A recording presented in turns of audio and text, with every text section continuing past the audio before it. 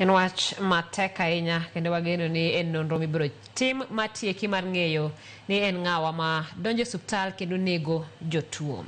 Wadhi nyime kama jaod bura ma Naivasha Jen Kihara oyudo fungruok bang' jayal buche mar doho mamalo ma Kikubi we thuolo bang' chulo rambun ma siling 50,000.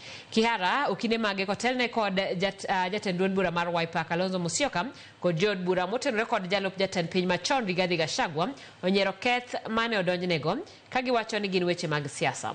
Riwruok mapek owuok e nyim doho bang' okinde Kihara kwedo chenro mare mar mako bao kagiwacho ni apis jomin wach ne ok oyango malong'o ketho mane odonjnego. Jamin wach Victor Owiti kata kamano ka ochung' motegno ni ok ginyal pedho neno maggi kaka nyaka Kihara mak bao. Burano ibiro winji kendo tarik 29 dwe mar 7 higani. Allegations of discriminatory charges, if at all, if that's what they are saying. There is no clear offensive conduct that has been identified.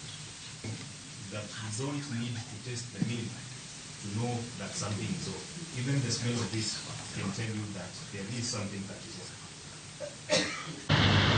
There is no clear offensive conduct that has been identified. Section 94 says the charge itself is offensive conduct conducive to breach of peace, contrary to Section 94 of the Penal Code. So to give effect to that, I'll release the accused person to a personal bond of 50,000. So the accused person will be released on a personal bond of 50,000 pending the determination of the application that we've just had.